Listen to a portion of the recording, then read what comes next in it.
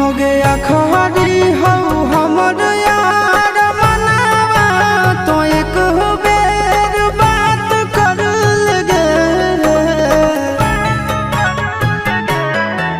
हो गया खरी हो हमर यार मनावा तो एक बेर बात कर लगे।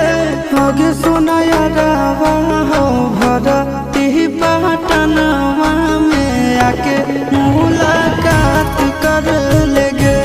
आगे सुना यारवा हो भरती पटनवा में आके मुलाकात कर लेगे।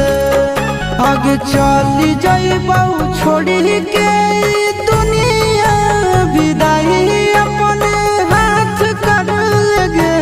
आगे सुना यारवा हो भरती पटनवा